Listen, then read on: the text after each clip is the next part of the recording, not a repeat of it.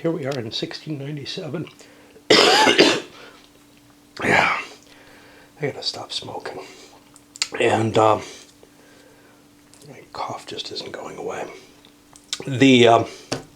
I realized I made a mistake. No big shock there. The Russia-Poland-Austria alliance, unable. Shit, we're not going to have peace. This isn't a peace turn, so the Turks should have continued fighting. God damn it, I forget everything.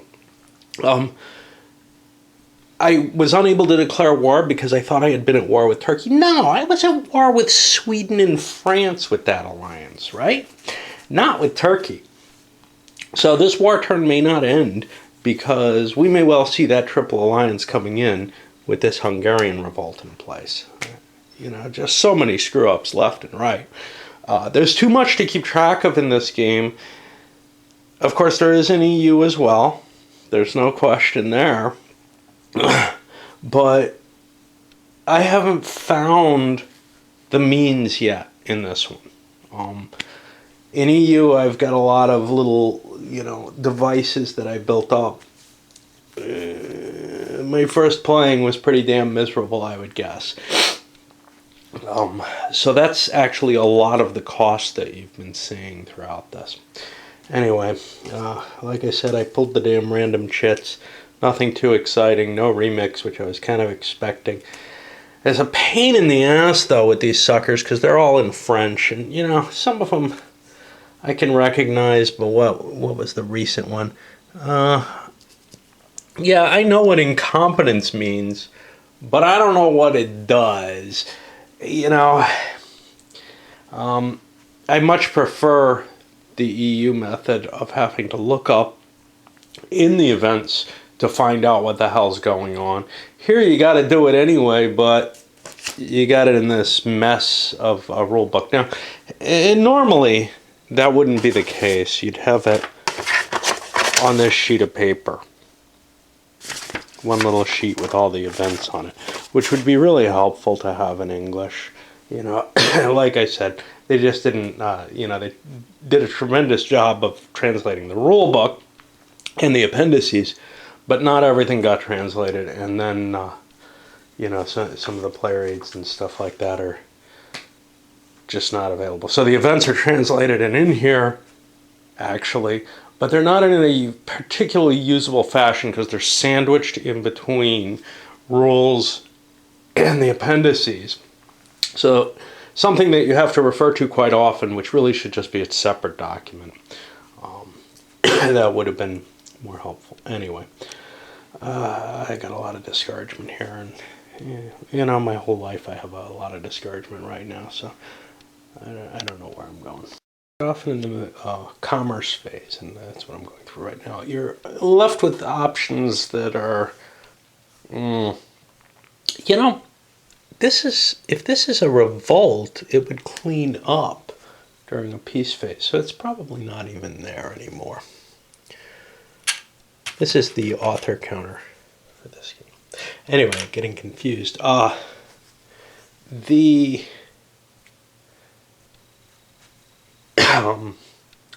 The options sometimes are equally valued.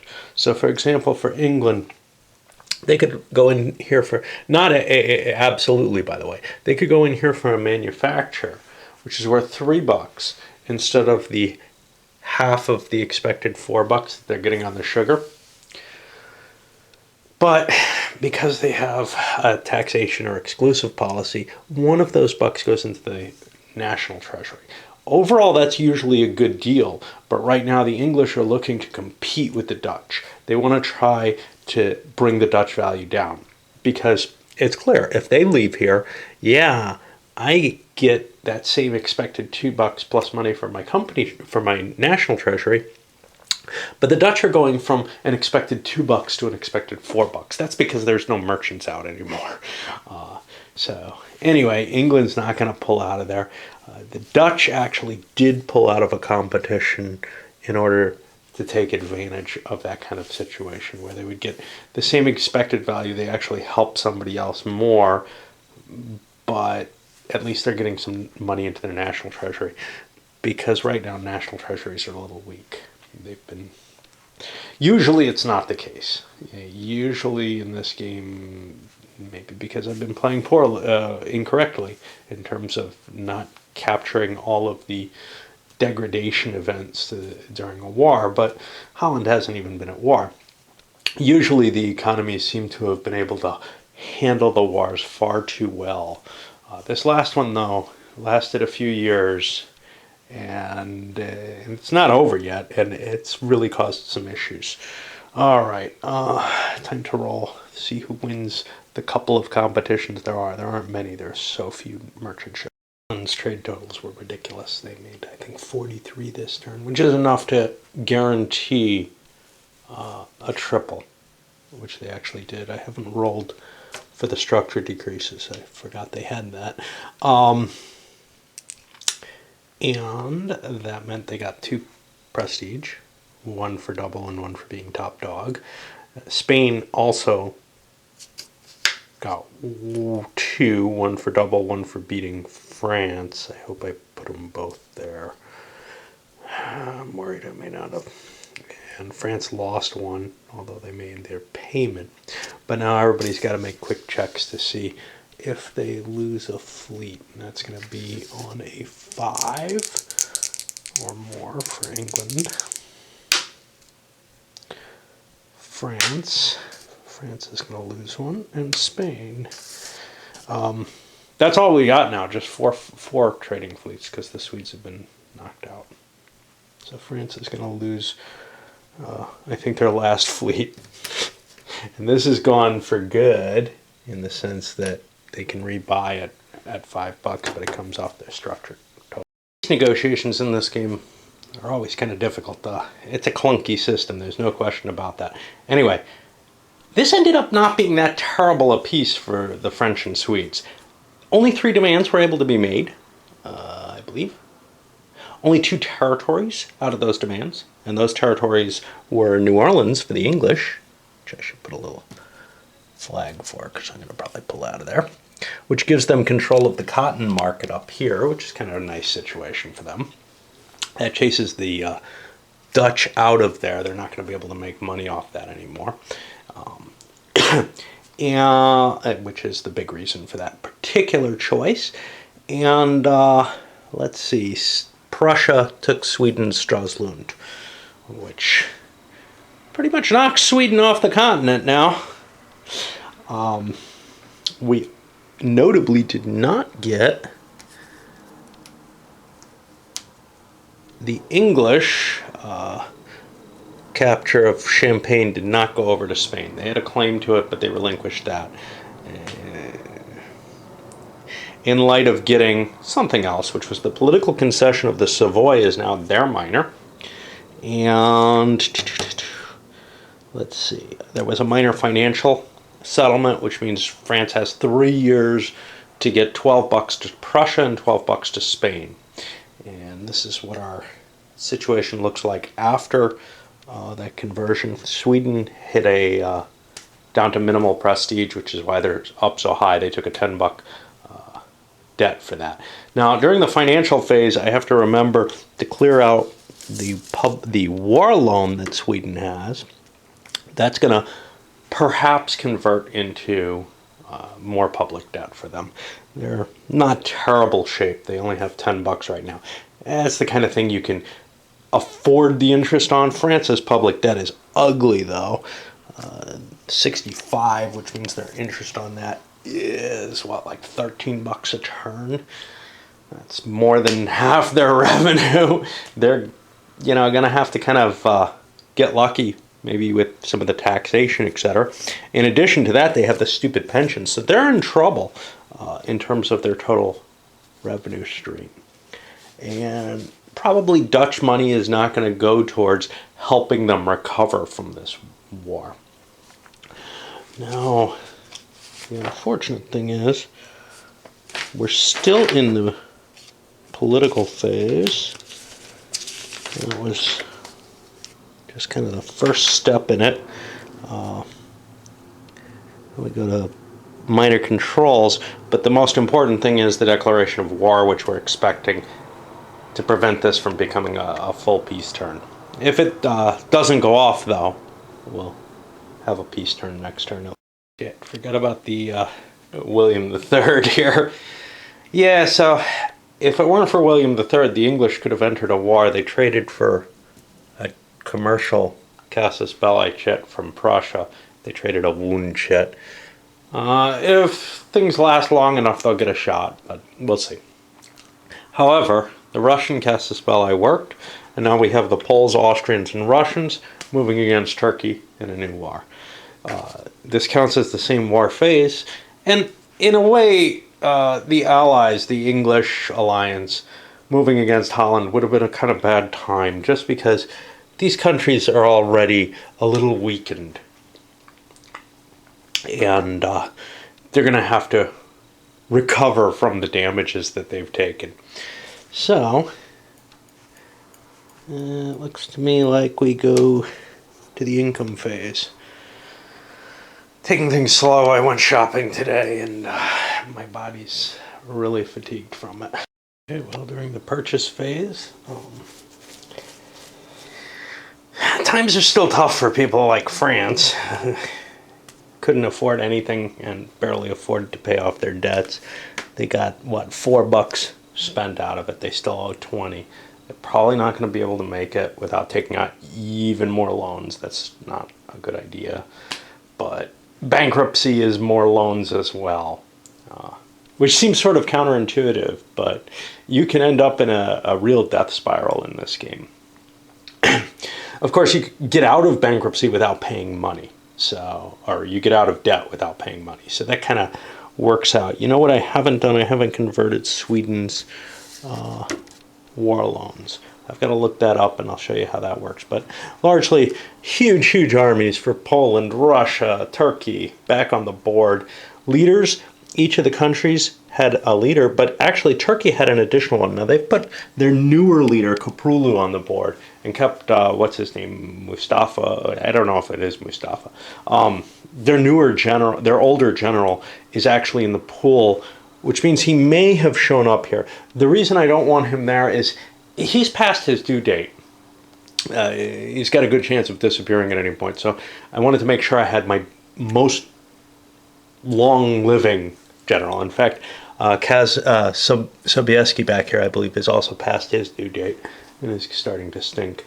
All right, let's take a look at, there's also this slow recovery of territory. So Flanders recovered from its damage, but Franche-Comté did not. But each of the countries that had unrest got rid of one of them.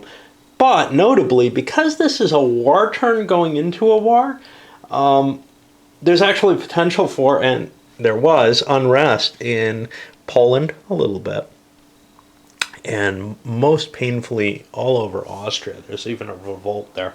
So Austria, by going into this war, may find themselves having trouble making their war payments right off the bat. Not war payments, their interest on the debt right off the bat.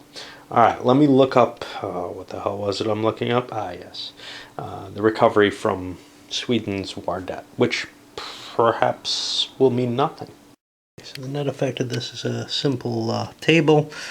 We'll roll on this. The modifiers, each 5 pounds is worth +1. Were indemnities given? During which peace treaty? Not during the last one, but during one of them. I'm going to give them that suffering too, because they had at least one peace treaty where they paid indemnities. So we get a +3 to the die roll. They get a 4, which means they get rid of their war debt at no cost, which is kind of cool. One reason why you might want to take out war debt, but the problem is you still have to pay the interest on it during the course of the war. There's no way to retire that debt either. So you can make that particular spiral get a lot worse real quickly by taking out a lot of war debt. It's better than public debt, but you're only allowed war debt under military situation, and it's particularly useful when you have something that you have to pay, like say as Sweden did, they had to pay off their peace settlement with the war debt. Normally you can't do that because normally you make a peace settlement and you're no longer at war, but because they were in 2 wars. Okay, so that's going to push us, I guess, over to the military phase, and this is going to be even more hellish, I think. And after all the neutral countries got a chance to kind of try to pull their troops back to where they're in supply, etc., the grand attack begins, and it's just a swarm across the borders everywhere. Not everywhere is there a fight, and for the most part those fights are skirmishes at best, although there were sieges as well. Trieste fell. These are the only fortresses that were paid for too. The Turks had very little money. No one has much money. So, for example, here in Podolia, that was not paid for. My feeling is I can afford to direct my army that way and let the Austrians or whomever cope with my revolts. And if they beat the revolts, then I can turn my army in that direction. But right now, I just could not defend these territories. It's just too much in the way of them. So fortifying those seemed to make sense because that would slow down the advance there. Another alternative might be fortify this, but then what would be my second fortress, down here or something? That doesn't do me a lot of good. The trade-off might have been a reasonable one, though, because I can't support these, so they're going to fall. One question, of course, is Turkey could surrender on next turn. They're facing a very ugly war, and that provides the coalition with a difficult choice. If they give Turkey, the problem is they want everything, right? They want as much as they can get. They want this war to go on for some time. They want to be able to sweep into Hungary in terms of the Austrians, and they want to get some gains in terms of most of the other countries. Poland might be more accessible to, or willing to accept, an early Turkish surrender. They really only have this and these that they're interested in. But the question is, well, we'd have to get something. Russia would have to get something. Austria would have to get something, and then they might be willing to accept it. But they also kind of want to bring Turkey down. That's the goal of this. So the more damage they can do, the more they can take from them, the more impressive the war is. Which means that an early Turkish surrender probably won't be accepted. There's no easy way out in this game. You can't just unconditionally surrender right away. EU is similar to that. You can't automatically give away more than you've lost. So I kind of like that. One of the things that bothered me in Empires in Arms was the gaming of the surrender rolls, so that, I don't know, I remember playing one game where turn 1, Prussia and Austria went to war, and Prussia surrenders to Austria on turn 1, granting them Silesia back in exchange for an agreement to ally for the rest of the game and try to make Prussia also, they don't need all their home territories. They don't need Silesia in order to become, a dominant power. So the goal was, let's make Austria and Prussia both dominant and really screw up with the world. Well, and I've seen similar kind of deals going on between France and Prussia.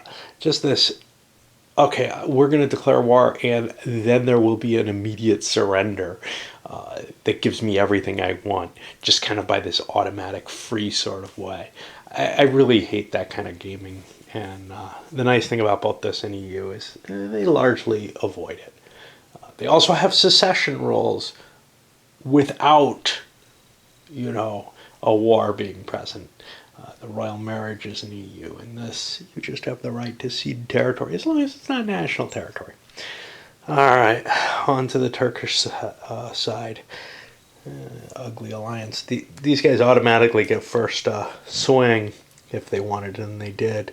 But they're going to probably be able to keep it because the Turks are below the poles. Okay, so the Turks try to recover and form some sort of defense against this Polish-Russian onslaught. And you can see they've moved their main armies into place. A lot of intricacies about trying to, when you have units spread out all over, what you can pick up, what you can't.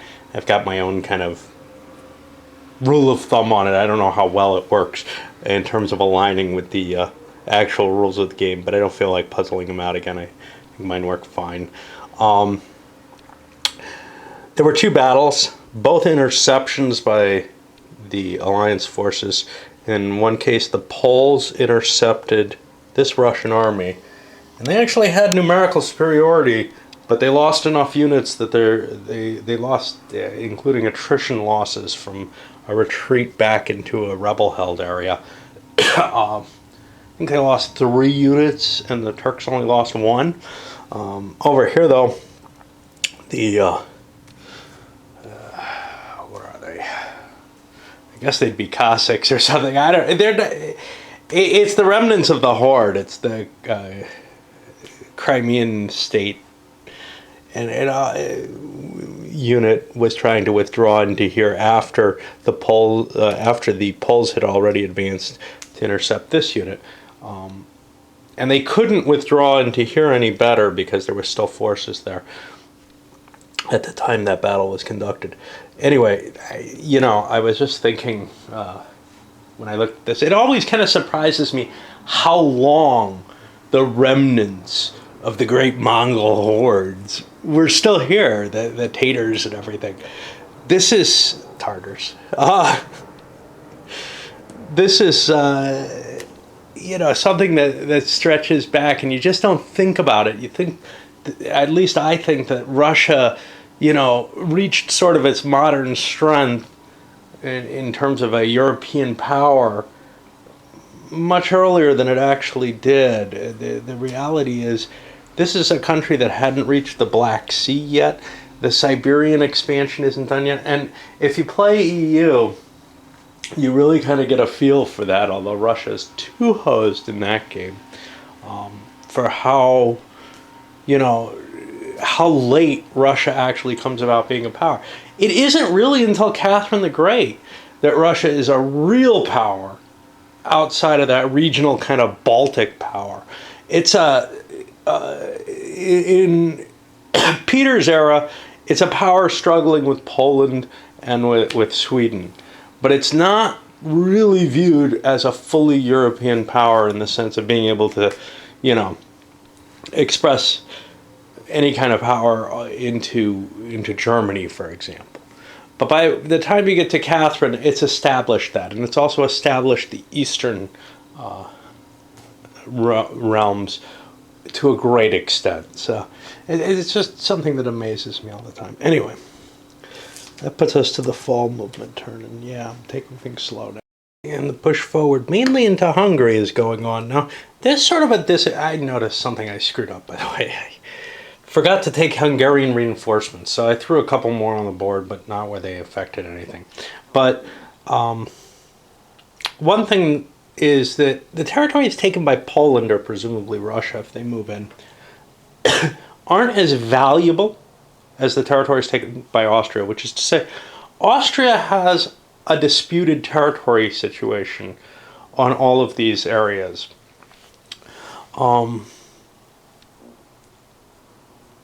It doesn't specify in the rules, but the omission seems, it does state that as territories are taken by a power, not by an alliance. So I guess it is kind of specific. The territories can be converted over. So only the territories that Austria herself takes will convert over to Austria. And the rest of the principality is going to remain kind of this mess. Now, Austrians can occupy it, and I guess control could be transferred or something. I don't know. Because it seems to me a little unreasonable to just say, well, if your allies took it, you're not going to be able to ever get it back the same way that you'd be able to get it if you were the conqueror. Especially since your troops could just move through it. They can abandon control, as it were. So we've got this push forward. Notably, Peter did not try to come into conflict with Kaprulu here. He moved next to him. If there had been an interception, he would fight, but he'd rather leave it up to the Turks to attack after they take their attrition. He's just pushing forward and causing more problems. Jan Sobieski ended up successful. We had a number of minor battles, basically, and some minor non-battles as Turkish territory is getting carved up. But you can see the attrition primarily of either, well, attrition is affecting both sides because they have huge armies. But there's also a different kind of attrition, the attrition of having small stacks which get wiped out. You know, the enemy can just march in there and almost without any risk launch an attack. It did bring up one thing that I note about the game, which feels a little funky about the combat system. Leaders provide a bonus equal to the difference in leadership. They also provide, they serve to limit the amount of modifiers that you can have. So if you have a +1 or +2 leader marching into battle, well, the +1 leader can only have a total of +1 in his battle, and the +2 can only have a total of +2. +3 can also only have a total of +2, but we'll leave that behind. Which means no matter how many toys, artillery, cav, whatever you bring along, if you're not facing an enemy leader with sort of the standard bonus leaders, you're not going to get any advantage. So, like, it may not be worth dragging artillery with you, which slows your army down. It only has 2 movement points. Cav is usually worth it. Yeah. But Cav is also less likely to actually give you the bonus. I forgot to move my non-affected players. I'll do that, and then I'll come back and do the Turkish side of the turn. Alright, well, Kaprulu managed to eke out a major victory against Peter's first turn penalty. He was down to only a 1 leader instead of a 2. That was random. And I forgot to do it, say, with Sobieski. He should have had the same thing. Although I think he was a general prior to being a leader. So it's a weird situation. He has, you know, more established military situations, so maybe he shouldn't be treated the same way. The rules seem to indicate he should, though. Anyway, it ended up Peter withdraws. Orderly withdrawal? No. It ends up a rout, but it's such a minor rout. As long as you don't push your luck in a battle, and pushing your luck is a bad idea because you will lose the battle almost assuredly anyway. It's just a question of how much more you lose it by. As long as you're not pushing your luck, you're probably not going to lose much. In his case, no troops lost. He lost some artillery, though, which, that has some effect, although he's outnumbered by the Turks down here, artillery-wise at least. And as we push into the 98 turn, big event, William is dead. That means England's free to attack Holland. Anne's now the Queen until 1712. Now over on Holland, we have Heinsius in charge, who isn't a monarch, so he's not going to be able to lead an army, for example. Presumably Anne can, which makes almost as little sense. Not because she's female. There were some, you wouldn't put it past Catherine to lead an army, for example. But somehow Anne's disposition just makes it seem almost impossible. Anyway, we're looking for dice here to start the spring turn. The victory point situation, I came to an interesting observation there. The countries that, like Holland, are producing lots of victory points off trade, they kind of want peace because they take a 2-point hit every war turn and only a 1-point hit every peace turn. Now, they certainly would want peace by the original rules of the game, which is like, hey, you get tons and tons of victory points on a per-year basis for being at peace. That would, I think, drive the game into some weirder situations. I'm still kind of weighing how valuable I consider that. Basically, what it says is the glory of war is not that important in the overall terms of the game. That the trade and everything like that becomes more and more valuable. It feels valuable enough as it is. Valuable enough that the war has to be used to bring it down.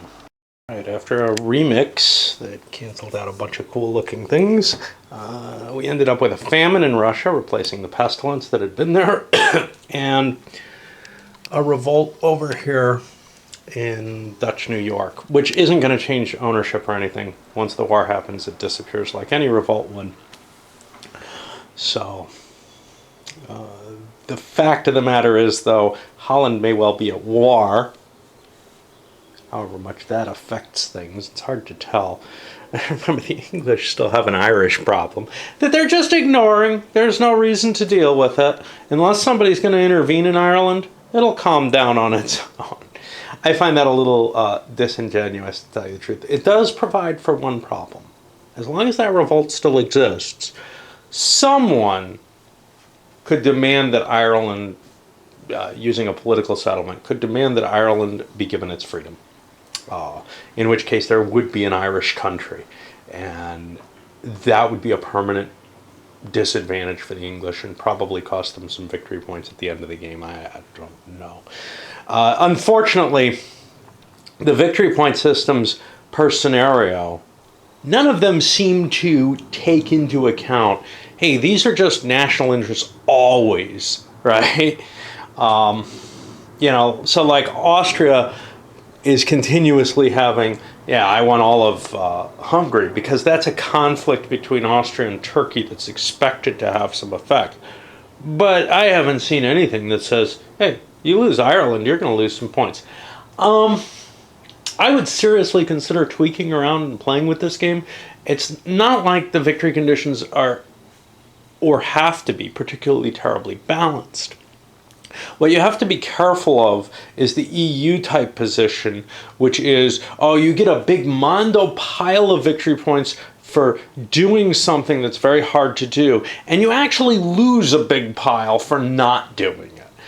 You don't have that kind of duality here. What you have is, if you get certain things that are in your national interest, they're going to be worth some points. And I think that list could be expanded on a per scenario or whatever type basis. I like the timed nature of when things are important, but I also am not sure that they shouldn't remain important, which is to say, the last two scenarios we've seen Flanders and Brabant being of interest to France, for example. So that's not that big a deal. But what I wouldn't want to see, and this is what I'd want to, I think this game could be much more easily tinkered with than EU can. Because EU has, that events list, which, that can affect the world heavily. But what I'd like to see is, say, Sweden holds its Baltic Empire through the period when it was trying to defend it and when that's important. Well, it would still be important to defend it in the next period, but it may not be important to retake it at some point, right?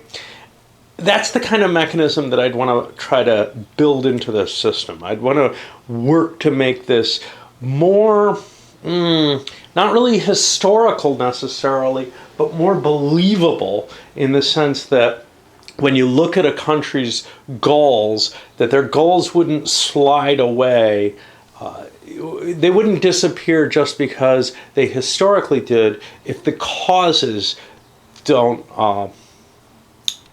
exist to have them slip away or whatever, or likewise, if the causes aren't there for the goals to even occur. So for example, if Sweden loses the Baltic areas too early, then they shouldn't be penalized as long as they historically were for wanting to try to take them back. And I'm not quite sure how to work that out. A much more flexible system where claims, etc., once they're extended, they last and they provide you with some sort of desire to gain those things, perhaps. I don't know. But, and once you establish yourself somewhere, you have further desires to keep that in play. There doesn't seem to be any negative to having outstanding claims that you haven't picked up. Now, there's some danger there in the EU type style of, I get big bonus for something or big penalty for something, except that here you'd have the right to push or put forward your own claims. So those claims would come at a cost if you didn't acquire them, is kind of how I'm looking at it. I don't know. I could definitely see wanting, if this were one of the very few games that I had, and if it were the only one that I had of this nature, I would really, really have this desire to play with it. Just like I did, say, with Empires in Arms, where I thought, wow, I could modify this and make it more what I'm looking for.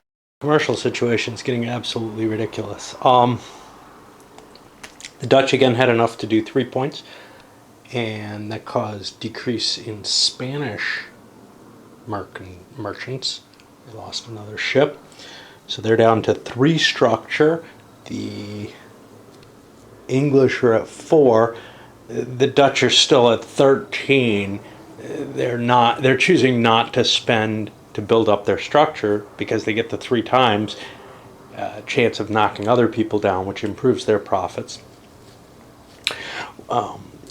France was in the situation with no shipping and no possibility of getting any revenue. So all they were going to do is lose prestige from now on. So they shut their shipping company down, which was quite large, actually.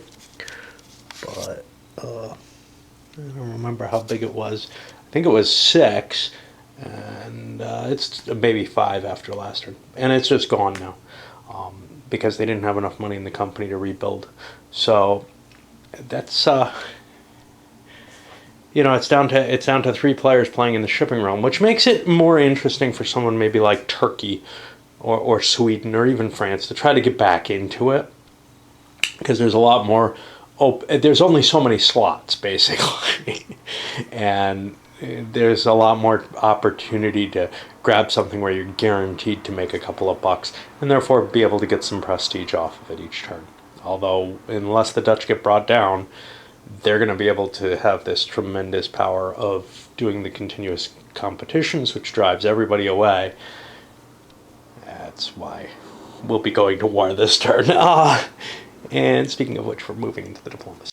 In peace phase here, Turkey's got an interesting problem.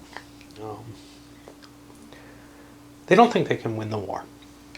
They think they might be able to win a lot of battles, just because the Poles and the Russians aren't that terribly good, and they have as good a leader. They might be able to do fairly well. They're not going to have the size army, though. They're not going to be able to take the losses. So they'd like to get out of the war. But they don't think that's possible, to tell you the truth, because whatever peace they offer, the other side can just disagree, can just refuse it. Now, refusing a peace comes with a cost, but it comes to a cost of both players. So, let me see if surrender has a special bonus here.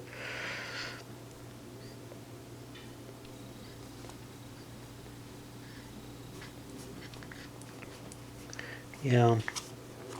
So a surrender option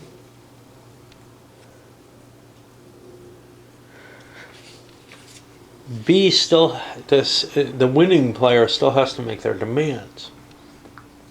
And those demands can make it, and by winning I mean the guy with territory, those demands can make it so that the person who offered to surrender decides, I don't really want it.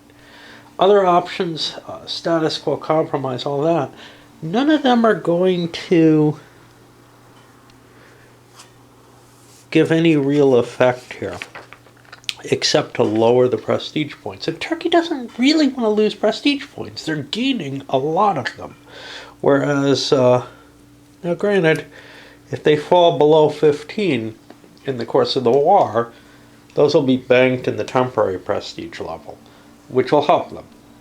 But again, they don't think they're necessarily going to lose a lot of prestige here. What they're going to lose is the battles, and they're going to eventually have no army. And then their surrender will cost them a lot of prestige, which they can regain some of that.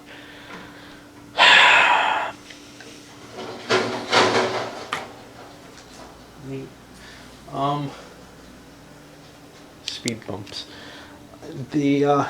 It's really tough to figure anything that I'm willing to make an offer for. So, for example, if I make the status quo offer, if it's accepted, great. I give up a territory. If I make the compromise offer, well, this is not quite as pleasant because they're holding 1, 2, 3, 4, 5, 6, 7, 8. I think something like 9 of my territories. I'm going to have to give up like 4 territories. I'm probably not going to have to give up too much more than that no matter what. No, 5 territories. I mean, I can't afford to surrender that kind of landmass. This one I think may only count as 1, but either way, it's still going to be a big hunk of land. So, I just don't know what to do. I mean, maybe my only hope is to win the war rather than to give a surrender here.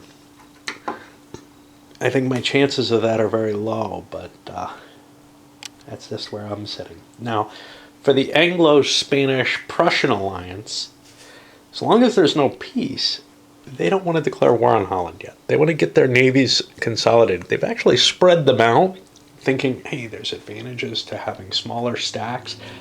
But when it comes down to the battle, if a small stack, even though it's got some advantages, it can avoid the combat, it has an advantage to getting wind gauge, it's not going to be able to handle something like this. They need to gather their entire fleet to take care of that.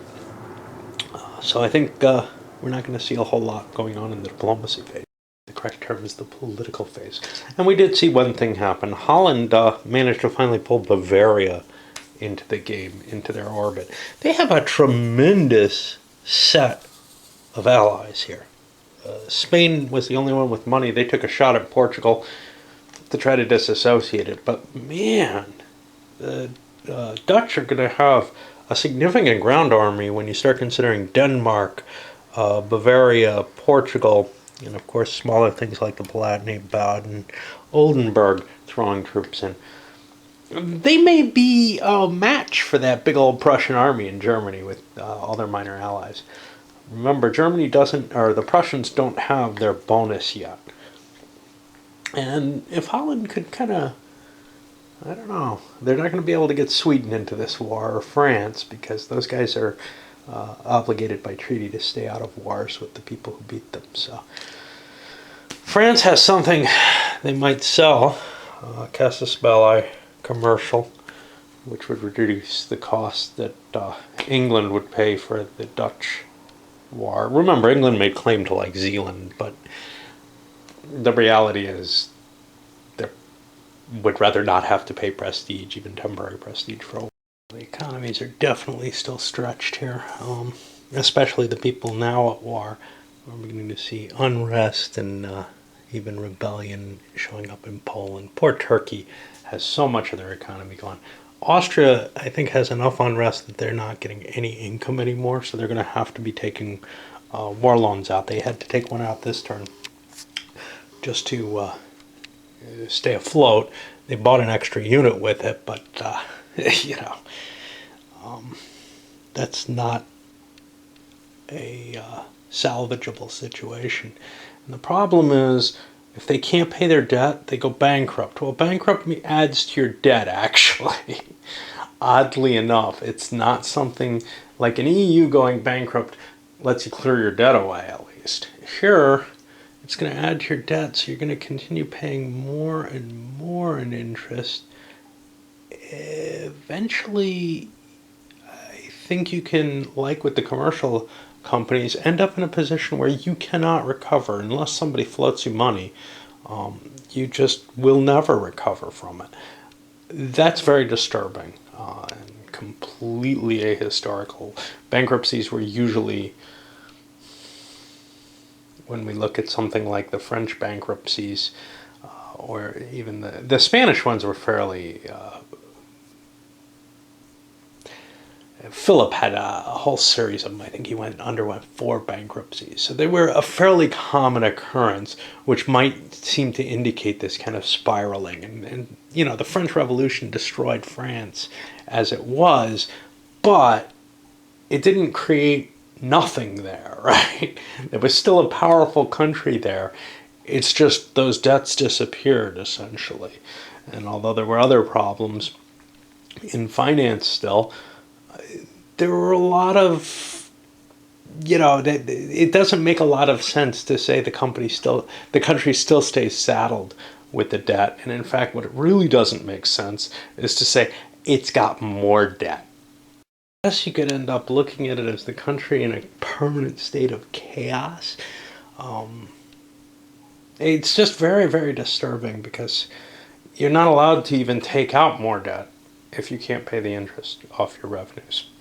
So maybe the intention was that it decreases the debt, but in that case, bankruptcy is a pretty good thing because it costs you 3 prestige, which sucks, but it clears away 10 debt and gives you cash if that was a typo. I shall look in the original French and see if I can understand now. The translation is correct. I'm lucky that I don't have the French rule book. I'd have to reassemble it. I noticed, and this is something that hit me in a recent game. What was it? A Victory Point Games game. This is a really irritating thing that every now and then you'll see. Page 28, page 19. So where page 19 should be, we've got page 29. Essentially,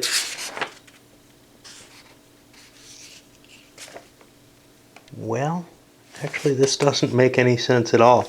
This isn't merely a reversal. Like, I can't take this page out and reassemble the rule book. This may be a misprinting that goes across all rule books, given the way it's set up there. That's really troubling. Successes last turn gave them the initiative this turn. They tried to move a force up out of, I don't know what that is, Rumilia, something like that. It's got a different name here. And Sobieski intercepted them, getting an attack after attrition things, but Koprulu moved into the space as well. He can't join that fight. Sobieski ends up defeating the first unit with about equal forces. It withdraws. The second fight, Koprulu has bigger numbers but less morale. He ends up being broken, and Sobieski's not, but Sobieski's down to 1 unit.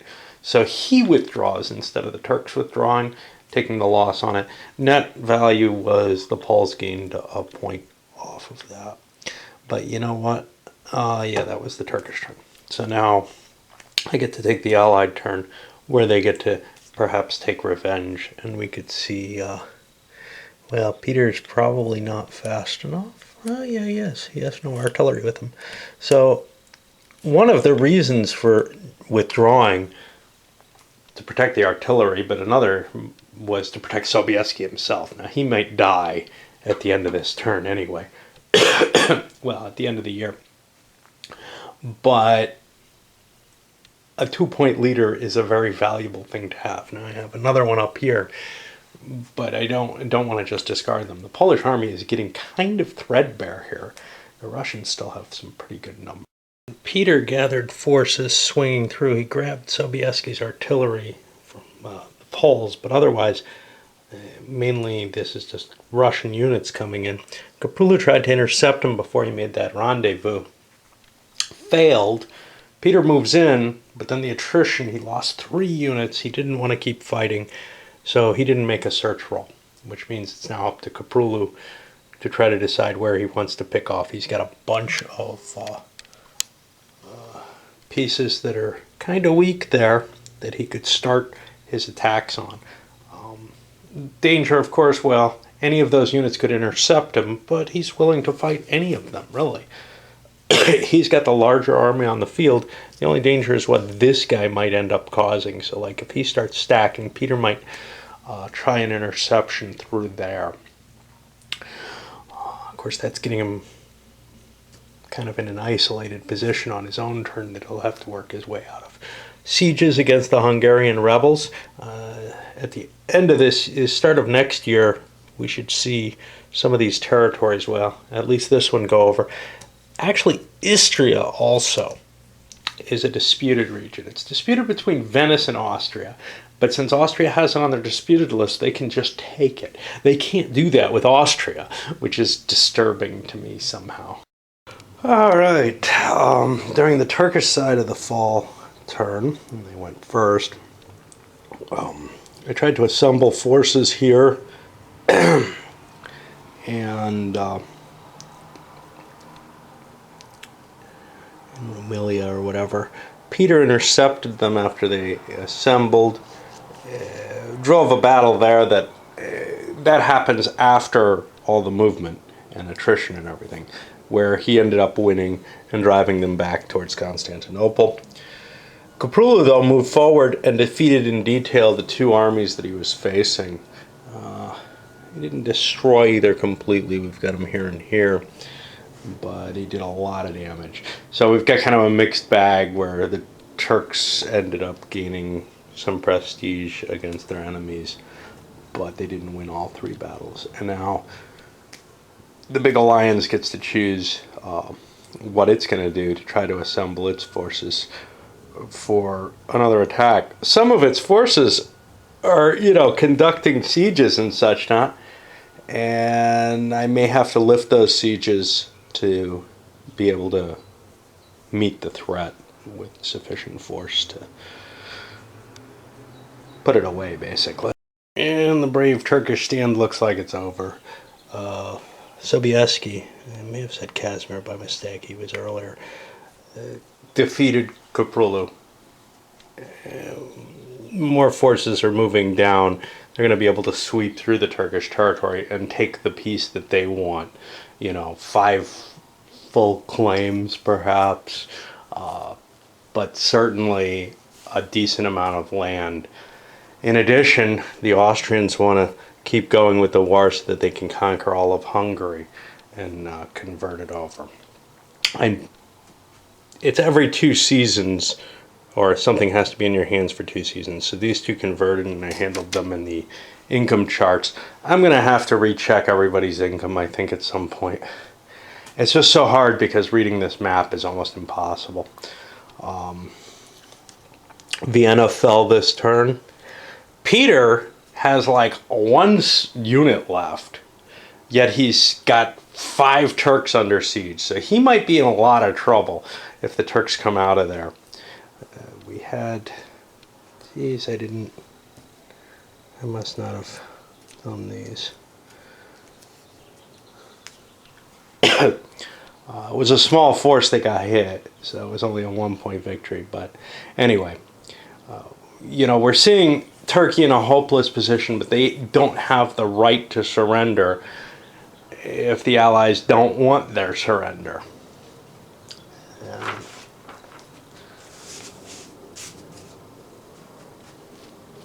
That's not too dissimilar from some other games. In EU, you're often in a position where, you want to surrender sort of fully, but you're only allowed to surrender as far as the piece of the territory that you have. You can't just declare, yeah, I surrender unconditionally, like you can in Empires in Arms. You essentially have to be forced into that position. You can't make a worse or better piece. All you can do is modify it through external agreements. And that's the same here, although this is a more fluid and I think a little bit more liberal design, but it's harder to actually implement. The conditions are harder to pin down than they are in EU. In EU, it's fairly easy to see, oh yeah, I get 2 territories in this and this. Oh boy. Well, Sobieski died. That's fine. We've got a new Polish king, but much, much worse. Charles II of Spain is dead. That means we enter into the Spanish succession crisis. There's a rule on it. Unfortunately, that rule is written from the historical perspective, which is Spain not owning Artois and Franche-Comté, And it's not absolutely clear, well, the way the rules are, if Spain, for example, picks an Austrian successor, France can't declare war on Spain, or Austria for that matter, because there's been a prior war. We're still at war at this point. This is, there's this fundamental thing with the difference of the two types of turns that causes problems. For example, a succession counter chit, which this is very much like, can't happen except during a peace turn. So in a sense, that finesses any of these problems. I'm going to make a special exception. Anybody can go to war over the Spanish succession, and it can cause alliance shifts, etc. This is going to be difficult to deal with, though. For example, I think I'm going to make Artois and Flanders and Franche-Comté part of the potential French agreement. Normally it would just be Flanders and Brabant. Normally Spain would give up their claims to Artois and Franche-Comté because they've already lost these in the historical context. But I gotta move this guy towards his allies. I don't know beyond that. I've got to make a decision between picking a French or an Austrian successor here. If I pick an Austrian, chances are there's not going to be a war, because both Austria and France are so hosed. So it may just be based on victory conditions, but it also may be based on negotiations.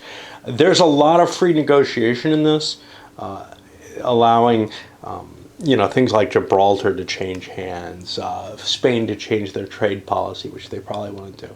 And it's going to take a lot of thought to decide where I'm going with it. One more thing. My little rule for assessing victory points at the end of the scenarios is going to be thrown into some disarray by this, because normally I've been waiting for the peace to kind of assess the victory points. But that's not going to make a lot of sense here. And the victory points for the next period take into account the goals of this war, the Spanish Succession War.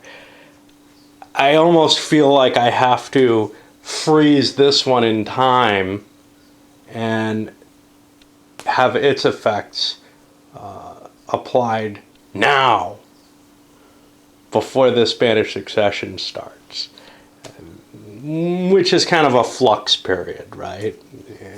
But the scenario victory conditions are fine with the idea that somebody does not politically and militarily control something. So, for example, here the Austrians would get, the Turks would not get the points for Austria because they do not militarily control it, even if they have a political control of it for now.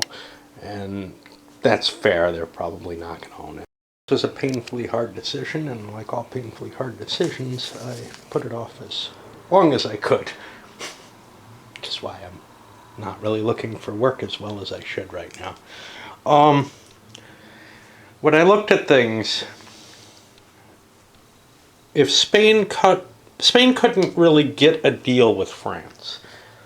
France wanted some sort of dismemberment or maybe partition, and I'm not sure what that would result in, but I could see Artois and Franche-Comté being part of the deal or something along those lines. So, having to rework it because of the vagaries of the situation. Anyway, Spain doesn't want to be dismembered. There's two weak powers that they can choose as their successor, Austria and France, and both are in trouble. So Austria is willing to give them an integrity solution, which means Spain keeps its territories. Spain and Austria now have a strong alliance for the next 10 years. That means essentially only Austria can call Spain in on any situations, and Spain is kind of included in any alliances. The question is, of course, do Poland and Russia care about this? They could prevent the alliance from extending to Spain, perhaps, but they have no problem with it. So Spain's been included in their alliance. Austria gets 5 political points, which puts them up to the top of the game. They're actually doing better than France in terms of prestige, but Spain is now on free trade, which I have to modify over here, and that doesn't cost them anything.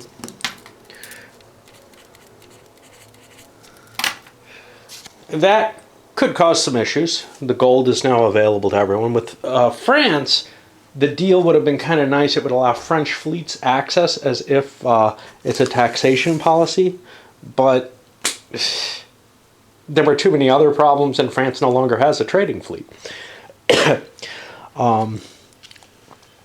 Now, France has a free casus belli against Spain, against Austria, which we're going to allow them to use if they want to. But man, that would just get them into huge problems, wouldn't it? They'd be entering another war. They're already pretty much demolished. They have no interest in going to war with Austria.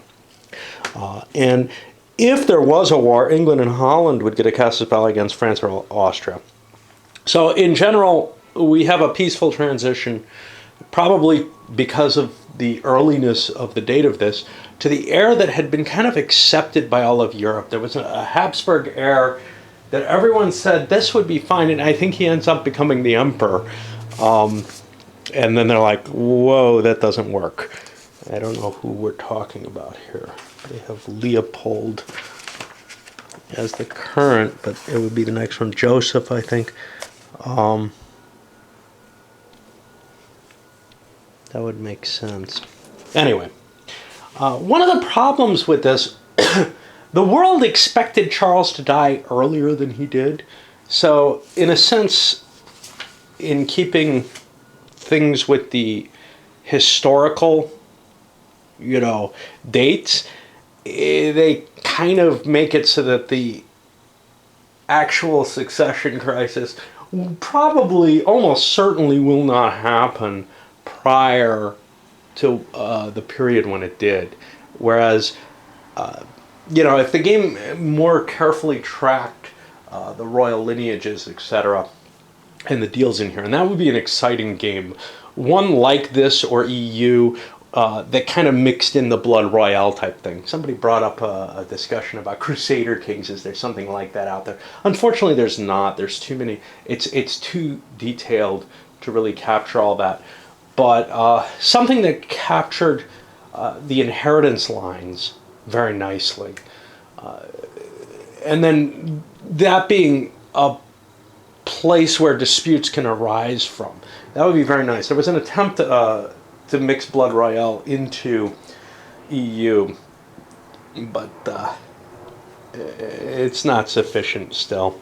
I want something much more detailed that generates the casus belli. Anyway, all I got left is the victory points. I'm not going to worry too much about that. Come 1700, if these wars aren't over, and that's only 2 years, I think I've got to score this one, because the next scenario starts in 1700 officially.